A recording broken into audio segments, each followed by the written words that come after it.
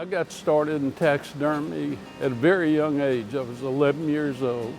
I took the old Northwestern School of Taxidermy correspondent course. You go out and you shoot your first squirrel, you don't want to just eat it, you want to do something with the skin. So that's how I started. But back in the 50s and 60s, taxidermy was kind of in a very secretive era.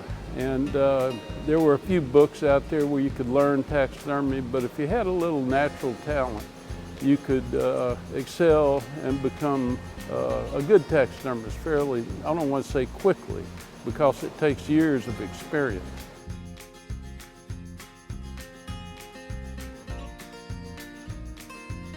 I had the opportunity to go into taxidermy full time at an early age. I was in my 20s.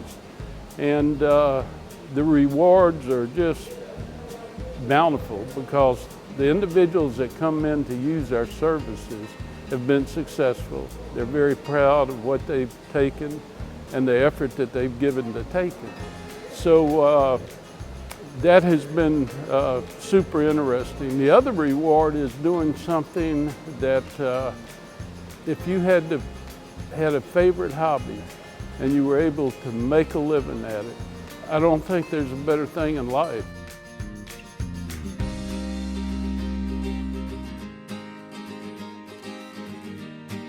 Today, taxidermy has actually become more than just a fish or a deer hanging on a wall. It's become almost a museum type effect where game rooms are being built, very elaborate type displays.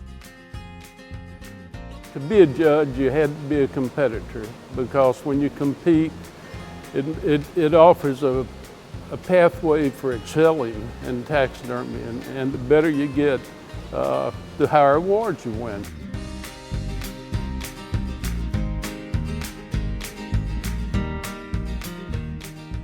I started judging my first show in '79. What we look for is a comparison of taxidermy to nature.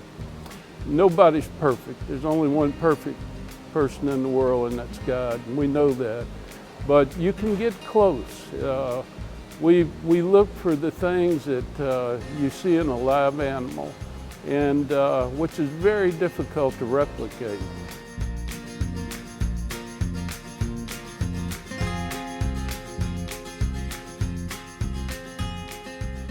I'm often asked the question, what's the most difficult animal you've worked on, or what's most difficult to do? Birds are one of the more difficult to really become very efficient and good at. The wild turkey was a challenge because it's a big bird. You've got a head with no hair on it, so you can't cover up faults.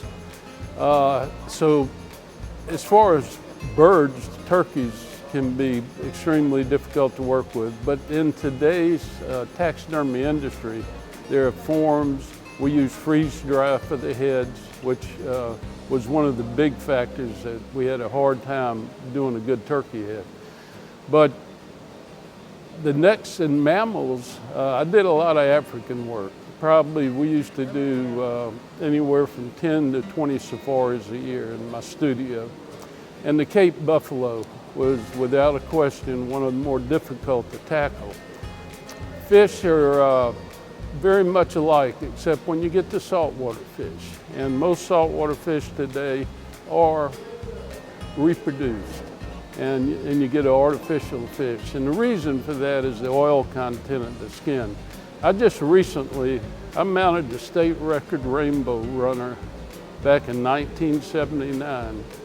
And a guy from Hammond, Frankie Dunwire, had brought it to me. And he had it hanging in Martin Seafood over in Mandeville, and somebody bumped into it and broke it.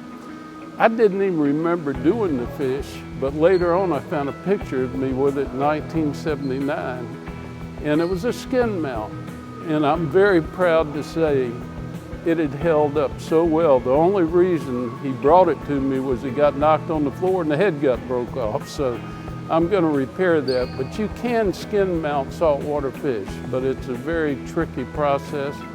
And a taxidermist would have to charge twice as much as they would to do a reproduction. My wife and I have had the opportunity to travel to Europe, New Zealand, Australia, China, and I think the American public would really be surprised how big hunting still is in Europe. And you keep thinking, hunting in Europe, but there's a lot of it. I don't see it from the standpoint of it's going to end one day.